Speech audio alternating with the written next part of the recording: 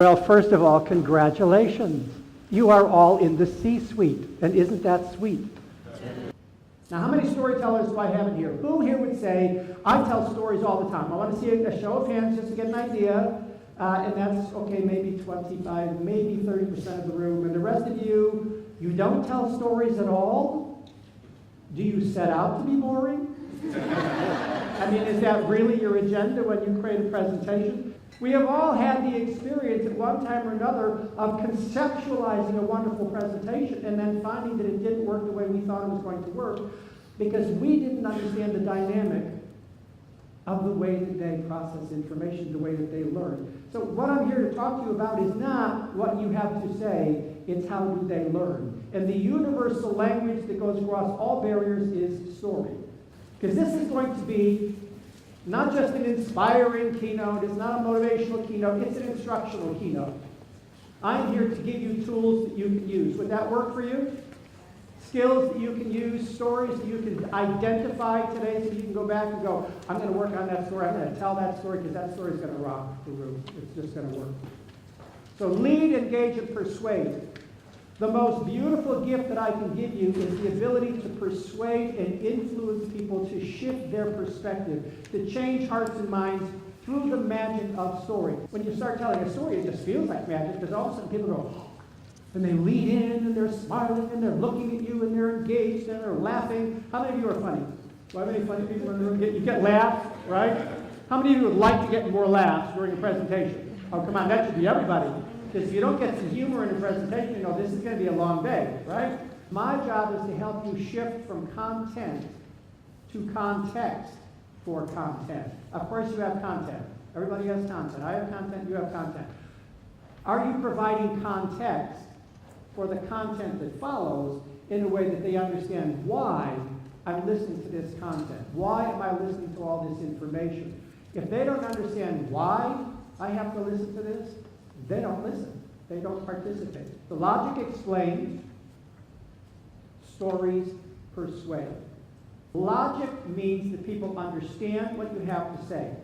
That doesn't mean they're persuaded to go along with it. That just means they understand it. It's cool. I got it. Now, why? So, I'd like you to do this. Recall a childhood memory. It's probably already there. Am I right? You already got something. Did it just happen that quickly? Your brain just goes, you got something? It happens in a microsecond. Your brain just goes back and it finds one. Now, here's what I'd like you to do. I'd like 3 people to share with me what was that childhood memory just came up. So 3 different people, raise your hand. I'll point to you. Quickly, somebody just go. Whatever you got's fine. Somebody give me something. Yeah, way back there. What do you got? I ran into a mailbox riding a bike with training wheels on. You ran into a mailbox riding a bike with training wheels on. How old were you? At 12. Okay, 12. I should have known by then. Training wheels. Don't shoot the messenger. Okay, you're 12 and you're riding a bike with training wheels and you ran into a mailbox. Okay, we have a story. We do not have a story because this is fascinating. That's interesting. Okay, one more. Thank you very much for that one. One more childhood memory. I'm going to go to movies in a second. Way in the back, what do you got? I got my tongue stuck to a jungle gym trying to lick snow off. Christmas. Tongue stuck to a jungle gym trying to lick the snow off. These are lovely childhood memories. Weren't we intelligent as children? Now, here's the thing. I want to ask you all this question for childhood memory. Was your memory before the age of 10, yes or no? Yes. For most of you, it's probably before the age of 10. And for some of you, it's before the age of 7. How many before the age of 7? Way, way back there. Now that's fascinating to me that you can remember that, and I want you all to think about this. Are you remembering it with detail, yes or no? Are you seeing it, yes or no? Is it a still picture or is it a motion picture? Is it kind of a movie in your mind? It's kind of a movie in your mind, am I right? Isn't this interesting about the way we remember things?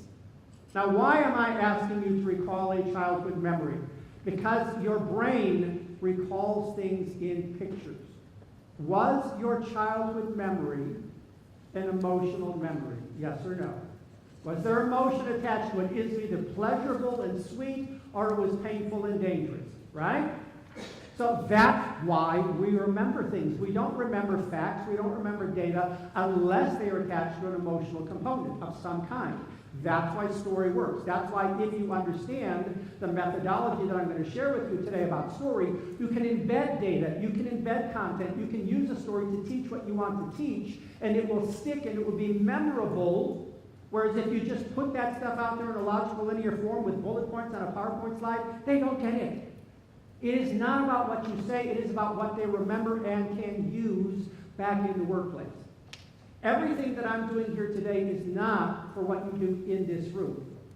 It's what you do tomorrow and the next day and the next day. So what I do has to be memorable or else you won't change your behavior.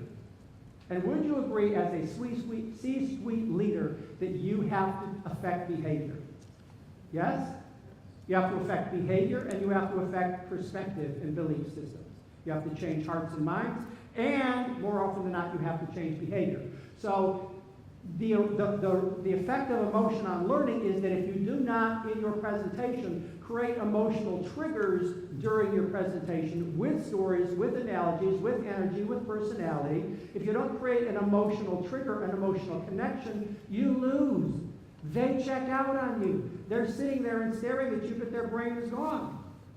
Now, why does story work? Because story inherently has an emotional component to it.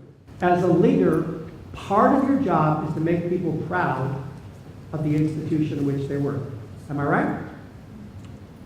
And do they get demoralized? Is it hard for the nurses and the people on the floor? Is it hard for them on a day-to-day basis? Somebody needs to lift their spirits. Your job, whether you signed up for it or not, is to sometimes be a motivational speaker. That's an interesting, did you think of that? Like that's a part of it. How many of you know that? You have to be motivational speakers. Have you ever been trained to be a motivational speaker? No. But what do we need to do? What do motivational speakers do? They use energy, they use stories, they move around, they like get excited, they do all kinds of crazy things. But we know, as motivational speakers, I need to tell stories because stories are where it lives. Stories are fun stuff. So stories about patients, stories about doctors, stories about nurses, stories about janitors, stories about people, that's what it's all about. And not just stories about them, your stories about you. Because when you are a new CEO in an organization and you come in and I'm on your staff and you get up to speak to me, I'm thinking, who is she? Is she at all like me? Is she a human being? Is she cool? Is she a runner? Does she have a grandkid? What is she like? What is he like? Is he somebody that I would enjoy working with? And do I trust this person? Doesn't it get down to trust? I trust this person. I believe in this person. That's what leadership is all about. It's very challenging. I'm an outside speaker. I'm a motivational speaker. I'm a guy you don't know. And until I make an emotional connection with you, we don't go anywhere. I have to somehow bridge the gap between you and me. That's what story does. Story builds a bridge of connection between you and I. I have to find commonality between you and I, or else I'm just a guy talking. How do you build a bridge of connection between you and the people that you're talking to each and every time? What is that bridge? That bridge is your story. That bridge is a story that connects you and them in a way that they go, she gets me. He gets me. It's not about me talking about me. It's about me sharing something about myself that you can go, oh, I get him. He understands me. So I just told you a story about being a patient in a hospital. Is that a smart thing for a guy like me to do in a room full of hospital people? Yes or no? Did you feel any emotional connection to me while I was doing that? Please say yes. So we have to make an emotional connection. And isn't that one of the most challenging things to do when you're a C-suite leader? You've assumed the role.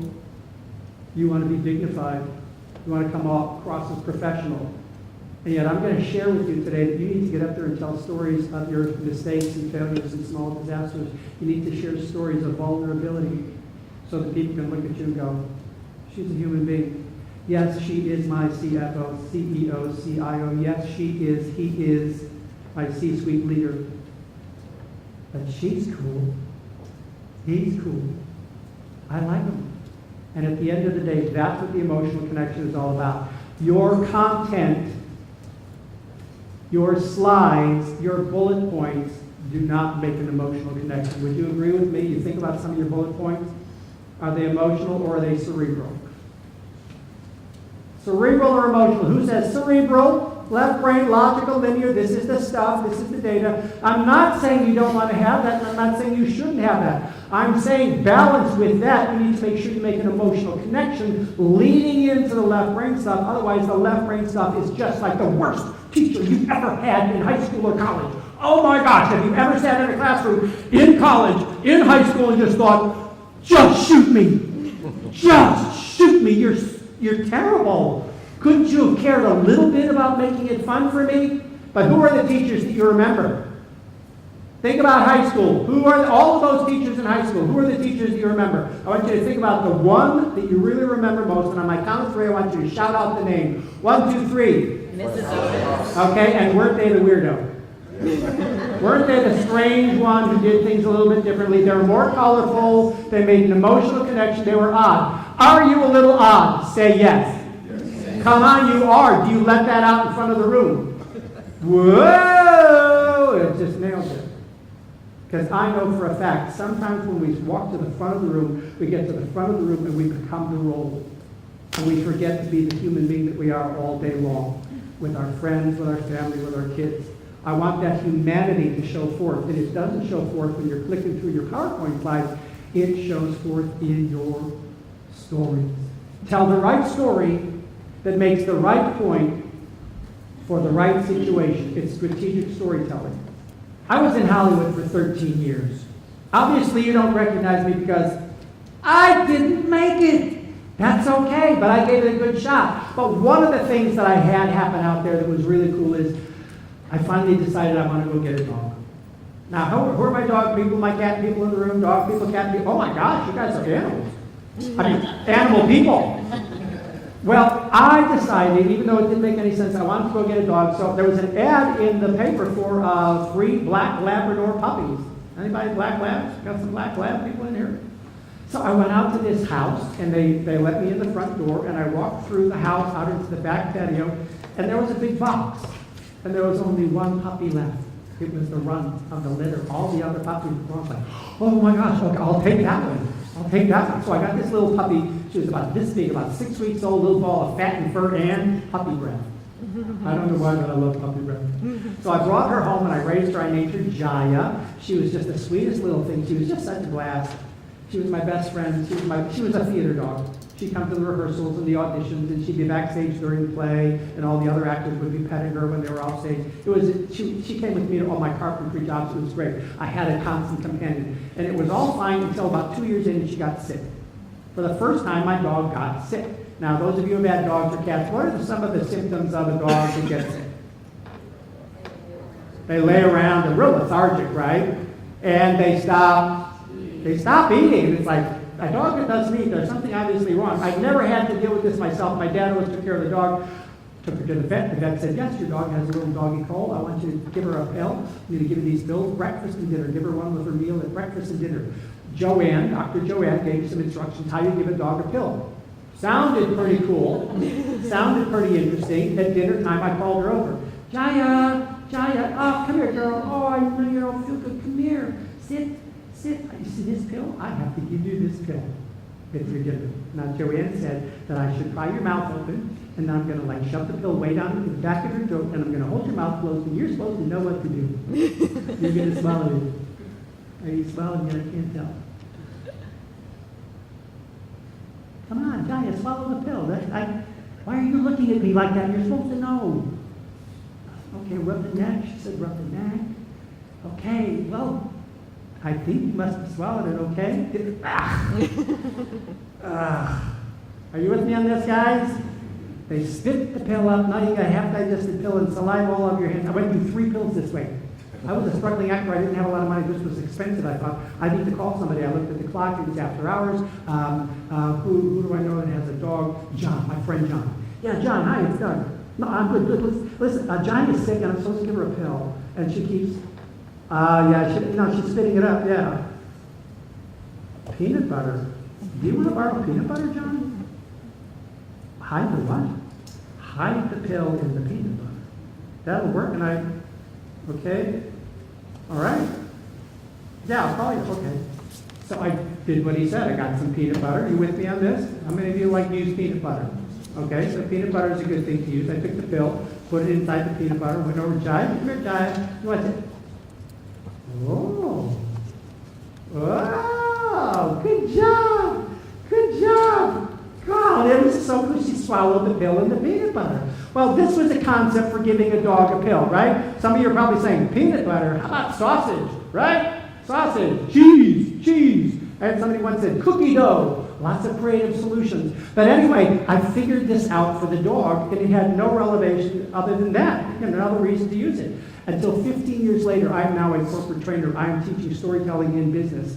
And every time the phone rings for someone who's interested in hiring me, this is what they say. Doug, we have too much data. We have too much PowerPoint. We are so content heavy in our organization that we bore people to death. We even bore ourselves to death with our slides and our content. We know that story is sticky, and we're shoving all of this content down people's throats, and we need you to come out and help us to be better storytellers because, it's just too much data. I had just gone through giving a pill to my third black lab. I'm having these conversations. We're shoving our content down people's throats. It's too much data. And one of these customers was a pharmaceutical company, and their product was a pill. And I'm hanging up the phone, and I'm thinking, I've had 6 conversations about too much data shoving it down people's throats. And I'm just going through this thing with the pill and the peanut butter with my dog, and I'm thinking, the pill is the content, it's the data, it's good information, it's good medicine. But they're shoving it down people's throats. They want me to teach story because it sticks. Sticky. Hide the pill in the peanut butter. Embed the content in the story. Hide the pill in the peanut butter. And that's what I want to teach you how to do today, is hide the pill in the peanut butter. Do you have a little bit too much content in some of your presentations, a little bit too much data? Yes or no? Have you ever walked into a presentation thinking I have to cover all this stuff? It's pill. And it's hard for them to swallow. Metaphorically, it's hard for them to digest in their head. They can't receive it all as quickly as you can send it out to them. In other words, they don't learn that way, but they do learn through story. So, if you learn how to hide the pill in the peanut butter, find the right story, embed just the right amount of content in it, it's a metaphorical story, they will actually get the content. And then you can do more content following the story. It's actually an interesting thing. Simple concept. Story precedes content. Data don't. The story sets the context for the content. Does that make sense? So here's the thing. During my story just now, what images did you see? What visuals did you see? This is about memorability. This is about how the brain of the listener participates during stories. So I want 3 or 4 people, while I was telling the story, a movie was going on in your head. What did you see? What environments, what scenes? I need people to share. Quickly, hands up. Somebody? What do you got? I actually tried to imagine you sticking a pill in some sort of, wooden spoon or metal spoon and getting it in there. I don't have a dog, and so I was like, this just seems crazy. But you were seeing peanut butter in a spoon and the pill getting shoved in there, and somehow the dog got it, and I was like, well, that's great. But you watched it. You watched the movie. My wife's allergic, yes. And so on top of that, his wife is allergic, and that got triggered as well. This is fine with me, though, because all of the triggers, all of the places that your brain ricochets around during story means you are engaged. It means you're paying attention. It means you're participating in story. I need a couple other people to tell me, what environment did you see? What did you see? So I had a great date, and I used that technique to cut his nails. You need that technique, the pill and the peanut butter to cut the nails? Peanut butter, large blob of peanut butter in his mouth in order to distract him and cut his nails. And So while he's coming down on the peanut butter, you're whacking away on the nails. yeah, Okay. he's chewing gum. This is what I call transference. I had a black lab, he had a Great Dane, but that's okay. He fills in his picture into my story, right? You had a different dog. You didn't even have a sick dog. You had like long toenails. Does that mean he was engaged in participating, though? Was his brain playing along? his brain was active. Was your brain active, yes or no? You were seeing environments, you were seeing things. Here's a question. What room was I in when I gave the dog a pill? Kitchen. Did I say kitchen? I did not say kitchen. What did your brain do? Where's the peanut butter? It's in the kitchen. So your brain filled in the blanks. This is how your brain is on story. Isn't this fun? Now here's what's really interesting. What color were the cabinets in the kitchen? Who would say white cabinets? I have white cabinets. Okay, who says oak? I had oak cabinets. Okay, anybody have cherry cabinets? Your cabinets were the cabinets in your house. They weren't the cabinets in my story because I didn't give you anything. But this is your brain on story. Isn't this fun? Your brain and the brain of everyone listening to you participates actively in story. It can't not participate actively in story. This is your gift. You tell story, their brain sees pictures. It just does. It just participates and it fills in the blanks. And I'm talking about a dog with a cold and he's got toenails. And I want you to understand this. This isn't when I tell a story, that's what happens with you. This is when anyone tells a story, this is what happens to everyone. Practically everyone in the audience will see visuals. 95% of the people in the audience will see visuals. And they will participate and they will change the visuals and you will see your kitchen, you will see your dog, you will see. How many saw your cat? Anybody see a cat? I saw a cat. I just transitioned into Chattanooga and I'm going to bring my animals this weekend. So I think get 2 dogs, 2 pills, a Dramamine, and give me cats. So he's got dogs. Part of his transition is bringing his dogs to Chattanooga. And so he's like all involved in the emotion of I got to get a Dramamine, I've got to do all this stuff. During story, if you commit to telling story, if you get into it, you give it some detail, people will participate. People will play along, and they will add their own emotional component to it. So the first part is, what do you see? Pictures are a more effective delivery mechanism of information than text. What did you feel? Did you feel some emotional states? Did you actually physically in your body during the story about my dog feel yucky when I got the saliva on my hands? Did you feel a little, yeah? Anybody? Yes? Yes? When the dog got sick, did anybody kind of go, oh, just a little bit of, oh.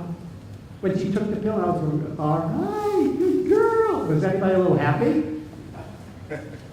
You probably went right along with my emotional states because that is what your brain programs you to do. I make a sound, you feel that sound. I make a face, you make that face. Behavior is language. Not just words, behavior. So you will feel emotions. When the brain detects an emotionally charged event, the amygdala releases dopamine into the system. Because dopamine greatly aids memory and information processing, you could say it creates a post-it note that reads, remember this. So if you want to be memorable, you tell a story, you have imagery, you have emotion, and they will remember that. If you embed content, data inside that story, that data is attached to those images and those emotions, and for some reason they retain information longer. So I want you to think about your next presentation and what you feel like they've got to get this principle. They have to understand this principle. This is where I'm coming from, and you need to understand this is the way we're going to do it from now on. Or we're going to continue on with this. But what is that principle? Don't just say it. Put it in a story, and they will feel it, they will see it, they will participate in it, and they will remember it. And what's interesting about story is when you tell a story well, the person listening to you can go tell that story to somebody who wasn't in the meeting. You transfer the learning to somebody else and they become a teacher. Has anybody ever told you a story and at the end of the story you go, oh yeah, well, let me just tell you about what I was doing last Thursday. And you want to tell a story. Story begets story. Emotion is the fast lane to the brain. One of the strangest things I've ever taught. Emotion is the fast lane to the brain. You want to get people to remember what you're talking about, you have to create an emotional connection. What's the call to action in my story? I told you a story. At the end of the story, there was a phrase. Hide the pill in the When you use my technology, you will not only tell a story, you'll figure out how can I use a phrase that pays for the point of the story, and that makes it bite-sized, that makes it a nugget, and people can remember the hide, the pill, and the peanut butter. If there's anything you remember from this presentation, the next time you're about to do a lot of slides, you're about to do a whole lot of content, you might be thinking, story is sticky, I've got pill, okay, I'm creating a presentation full of pill. I need to hide the pill in the peanut butter. And if you remember hide the pill in the peanut butter, it will cue you to do something different. That's what this is all about. How can we be crafty in our presentation? Not just what do I say, what do I dump? How do I do it in a way that they go, oh, I get that. So here's how you figure out what the point of your story is. The point of your story comes from what you now do differently than you did before an event or challenge. How has your behavior or thought process changed as a result of an experience? So we're going to be working on a story in just a moment. And every time you're telling a story, you're trying to figure out what's the point. Well, what do you now do differently? What is your backup plan? What is your change plan? How do you do things differently? So everything that you now do well as a C-suite leader, you did it wrong somewhere before and you've learned how to not do that again. Would you agree with me? You now do things smarter because you did things dumber before. Or you made a mistake. You made a miscalculation. Something didn't work right. So now you have a new way of doing things. So we tell the story of the before, when we messed up, where it didn't go according to plan, and then the after, which is now what we've learned. And this is the after. This is the second part. What's the point? There are literal stories about this is what happened, and this is how it went.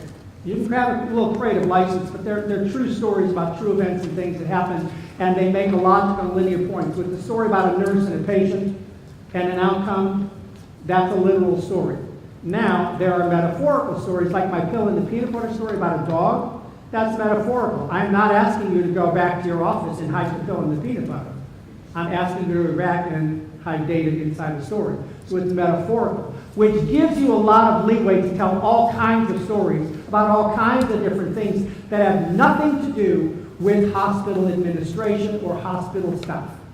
You tell me a story about skateboarding. You tell me a story about who had the tricycle running into the mailbox, and I'm interested. Am I not interested in hearing a story about this guy's 12 years old, he's riding a tricycle, he's riding a thing with trainer's wheels, he rides into a mailbox? Are you curious about that? Why are we curious about that? Because we can't figure out where it's going. And it's interesting, and it has pain. And all stories have pain. They've got interesting obstacles, and it's like that's what we want. So if you go in and you present a logical linear presentation and you only tell stories about hospital stuff, that's interesting. But if you go in and you tell a story about when you were in a rock band, when you were on a high school football team or track team, when you went swimming and cracked your head on the side of the pool, I am far more interested in hearing these stories where I have no idea where you're going than I am with a logical linear story. So I'm going to give you permission today to tell all kinds of stories from your life. So the metaphor of the pill, that would be the idea or concept that you want to teach. That would be your facts or your data. Some of your facts or your data. That would be your analysis, your conclusions, your percentages. You have to look at the hierarchy of, okay, I've got all of these numbers that I want to present. What numbers do they have to get? This number and this number, from 12% to 14%, from 12% to 23%. They may need to get those numbers, but they don't need all the numbers. So you have to find the hierarchy, and then you embed those in the story. So be strategic. I was a carpenter. This is my tool belt. Different stories are like different tools. You don't just have a story. You have lots of different stories for different situations. Different stories for nurses, different stories for the all hands on deck meeting, different stories for the community, different stories for different things. So here's what I ask you, the question, before you go into any presentation. What do you want them to think? What do you want them to think at the end of the presentation? Here's one you probably haven't considered before. How do you want them to feel at the end of a presentation? And what do you want them to do? Think, feel, do. If you just remember this when you're designing a presentation, what do I want them to think at the end of this? What do I want to leave them with? How do I want them to feel? So let me ask you, you give a presentation to a room full of people. At the end of that presentation, how do you want them to feel? What emotional state do you want them to feel at the end of the presentation? Raise your hand, I want to hear. Encouraged to be You want to hear, they're encouraged to be what? better. They're encouraged to be better. Yeah, And that you have the resources to do so. that's right. Right, okay, encouraged. What else? Yes. Empowered. Empowered. Empowered to do your job, empowered to make decisions, right? Okay, you want them to empower them. That's not logical stuff. This is emotional stuff. This needs a story of empowerment. What does empowerment look like? What does empowerment feel like? When were you ever empowered by somebody? Tell me that story. Don't just say it as a concept. Tell me a story about being empowered by somebody and let me feel what that feels like, and then say, how about you? Have you ever been empowered by someone? One more. What else do you want them to feel? Yes. Inspired. So if you want them to be inspired, who has to be inspired first?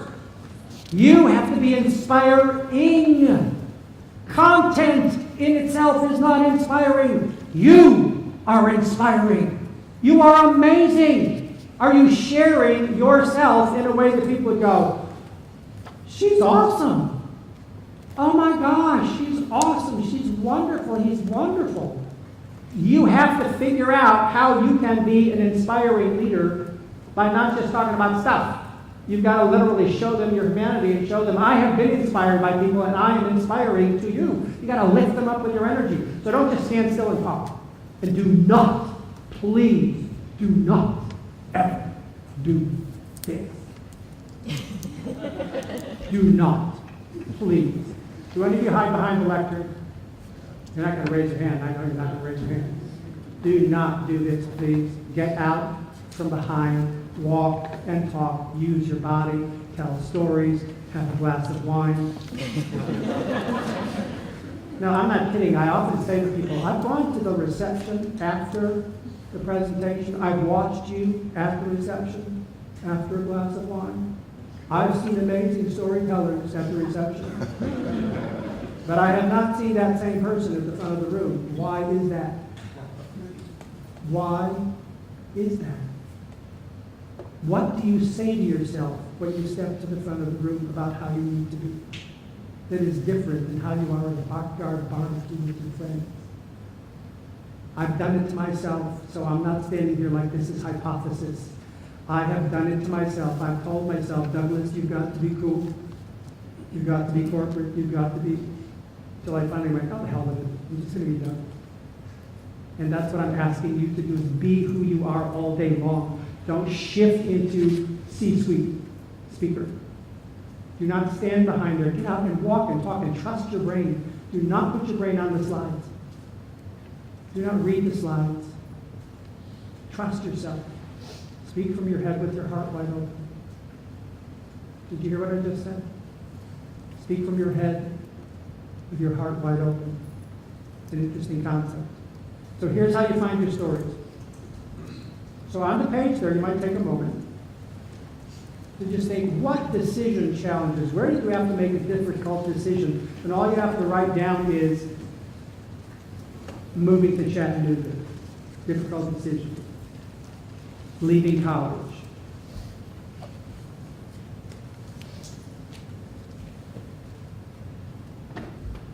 They will come to you throughout the course of the day, but what I want you to understand, and this is a simple way to look at stories. The best stories are about failures, mistakes, and small disasters.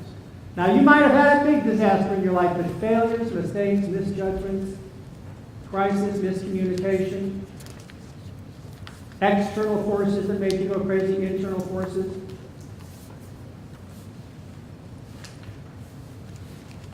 So these are the criteria for a story. Right there. Obstacle, crisis, challenge, failure, mistake, small disaster, misunderstanding. Any of those is a springboard into a story that has value and is compelling. Stories are designed around painful, difficult, challenging moments. So you need to look for the iceberg moments. Look for iceberg moments in your life. What movie do you think I'm talking about? Titanic. Do you realize Titanic was just a cruise ship? How many cruise ships are out there on the oceans right now?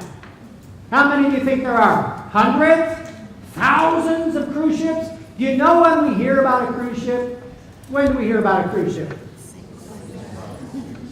Sickness, accident, death, crash. the one in Italy where it hit a reef and it turned over and people died. That's when we hear about a cruise ship. The Titanic is no different. We would not know about the Titanic if it wasn't for an iceberg. So your stories have to have an iceberg moment. Have you had obstacles, challenges, and crises in your life? Of course you have. That's the middle of the story. The middle of the story is the iceberg. Now we go back in time and we say, how far back do I want to go before I hit the iceberg? And then after the iceberg moment, that's where we resolve the story, see how things worked out and what I learned from that experience. So the story is very, very simple. We wrap a story around an iceberg moment, a moment of crisis. The who I am story. Here's an exercise you're going to do at your table.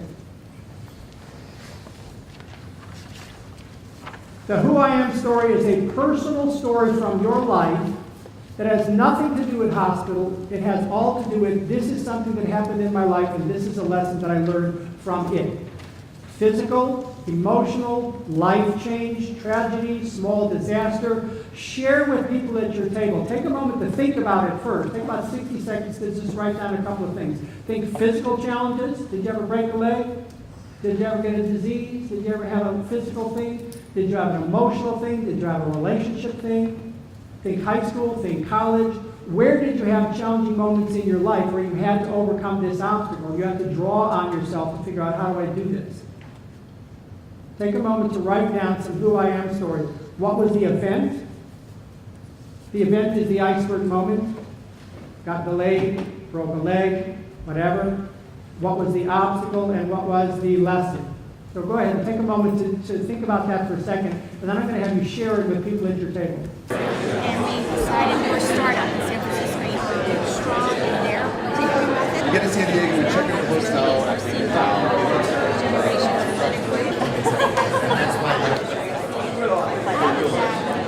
What I'm sharing with you is all part of a methodology called the story theater method that I teach. And it's a lot of technique. But the beauty of my methodology is it allows you, if you don't feel like you're a natural storyteller, to understand enough about the dynamics of story, the way to choose a story, the way to form the point or lesson of a story, that you can become a much better storyteller very quickly without having to feel like, oh, well, some people are just good storytellers. Because yes, some people are, aren't they? But some people are really good storytellers that don't have a point. Would you agree with that? Some people it's like, okay, there she goes, and she's off on a story, and who knows where it ends, because she sure doesn't. And so I am about strategic storytelling, a story that has got a targeted lesson, and when you start out telling that story, you know where it's going, and you know where the lesson is, so that you use it strategically, and at the end of telling that story, the people listening to you go, "Ah, that was good. That made sense. I had an emotional connection. I saw it. I felt it.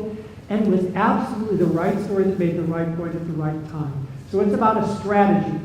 So you're going to develop lots of different kinds of stories. But the strategy here is the who I am story is, I saw a lot of you writing down a lot of stuff.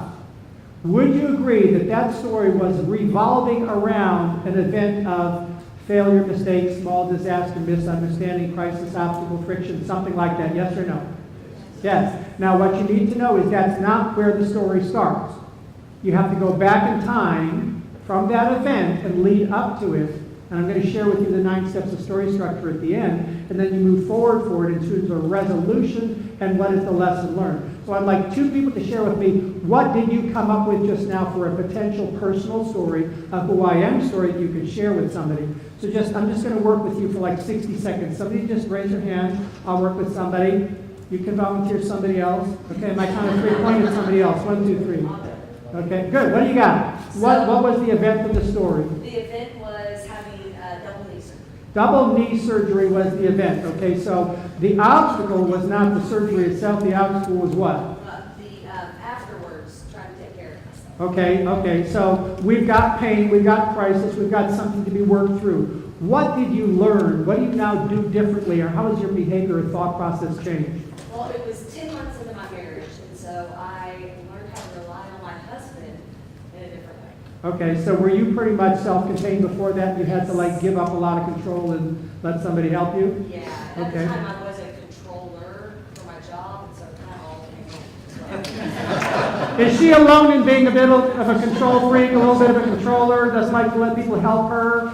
And she learned, see, stories are about the change from this is who I am, this is how I do things, this forced me to learn something different. Stories about that shift from this is the way it was to this is how it is now. This is the way I was, this is how I am now. And that was a hard lesson to learn, wasn't it? Oh, yes. 10 months of letting husband take care of her and help her and rely on him. Oh my gosh, she's a C-suite kind of gal. And so being in charge, being in control, having stuff the way you want it. So that's a perfect example. Give her a hand. Thank you. Thank you. One more, who I am story, potential who I am story. Who else has got one? Very quickly, come on. You guys are way too reticent. You're sweet, sweet guys. Come on, like, raise your hand. Go. Yes, what do you got?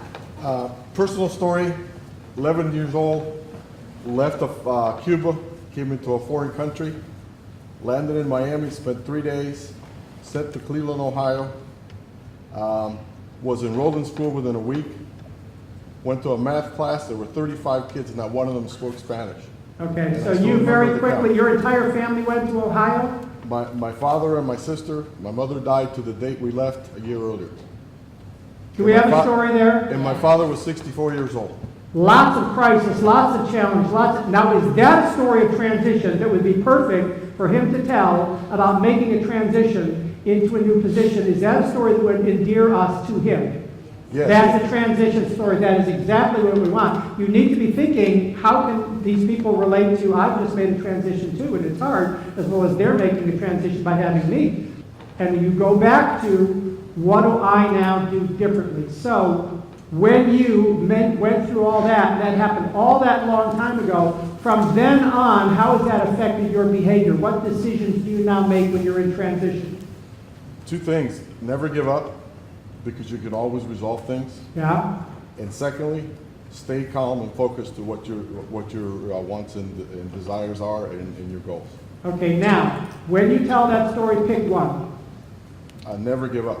Never give up. So you tell that story and it's focused on never give up. That's the end point. I want you to understand something about story. Story goes A, B, C, D, E, F, G. What we often do is we get to the end and we go G, H, I. We make lots of different points. We've gone all over the place. The listener is tracking the story very logically and linear. And then at the end you say, and what I learned from that experience was, hide the pill in the peanut butter. And you let that sit, whatever that is, never give up. What I learned from that experience is never give up. And you do not keep talking. You let that one point be what it is, so that it is simple for them to receive that one thing. One story, one point, each time you tell it. That will completely change what you do. That's a who I am story. I want you to have a number of them, and they're personal, they're vulnerable, they're relatable, they're revealing, they're endearing, and they're non-business.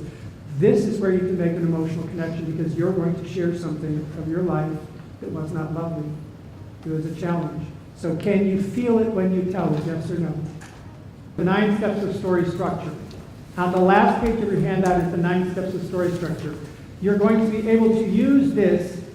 If you use this template, you can craft stories very easily. So you don't have to start from just, I don't know what I'm doing. You can actually start out with step 1 is set the scene, time, and place.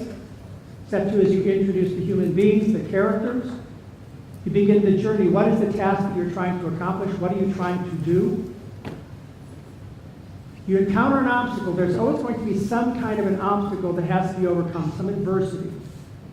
And in overcoming the obstacle, this is where you get to teach. This is where you get to have a little creative license. What do I want to include about how we overcame the obstacle? Who was involved? What was said? In overcoming the obstacle, you recall how you overcame it in a sequence of actions, reactions, and decisions. And as much as possible, use dialogue. Lots of I said to her, and she said to me, and I said to her, and she said to me, and dialogue back and forth. That's what makes it come alive. This is where, in the overcoming of the obstacle, you can embed your statistics, your data, whatever. Resolve the story, how did things work out in the end? And make the point, what I learned from that experience was the phrase that pays. Very short and sweet. You think about what did I learn from that experience, and then you try and summarize it in 5 words or less. Start with a verb. How do you now think differently than you did before? Summarize it in 5 words or less. At the end of telling the story, resolving how things worked out, this is how you make your story their story. You've made the point of the story, and then you simply say, well, how about you? What about you? Have you ever been? And it's a you question that allows them to participate. How about you? Have you ever had too much data? Have you ever had too much pill and not enough peanut butter? And that's where they get to go in their mind, oh, yeah, okay, I'm with you. And then you restate the point. What is one idea or one concept you learned today that you can use? That's either I was reminded of this and I needed to be reminded of this, or this was new information and I love hearing this, I needed to hear this. So I need 10 of you. So very quickly raise your hand, I'll point to you. Give me something. What do you got? Hiding the pill in the peanut butter. Hide the pill in the peanut butter? Okay. That's going to help you? A lot. Okay, a little bit too much pill sometimes? Yes. Yeah, a little bit. Your story's more effective if you show some vulnerability. Yes, show some vulnerability. What else? I got some more. Yes, right there. So you have to build a connection every time. Yes. Every time you got to build a connection. So you got to know who they are and where they're coming from. What's going on? Ask yourself, what are they probably thinking right now? And then answer it with a story. Creating more visual picture. Yes, paint pictures, paint scenes. Yes. I think just being more deliberate about the whole process, which really was Strategic, deliberate. Yeah, really make sure you choose correctly. There. Picking the story, destination, and stopping. Yes. Have any of you ever got to the end of a story and you went on and on and on and on? It's like, I don't know what the point of the story is. I'm trying to figure it out while I'm talking. It's like, that is not the time to figure out the point of the story. Couple more. Where have I got? Over here. Summarize it in 5 words or less. Show me the money. That's the phrase that pays. Make my day. That's the phrase that pays. Yes? The chemical connection, that the emotion actually creates the different chemicals which trigger responses. Yes, and you can count on it. You can absolutely count on this. This is your brain on story. It just happens. So you don't have to be amazing. You just have to know, I'm going to tell a story, I'm going to commit to it, and it will work. 2 more. Know what you want them to feel, think, and do. Know what you want them to think, feel, and do. There you go. And 1 more. Yes. Look for the iceberg moment. The Titanic was just a cruise ship. Yeah, Titanic was just a cruise ship. Once again, it's been a pleasure being with you. I love speaking to C-suite leaders. You guys are great. Have a great day.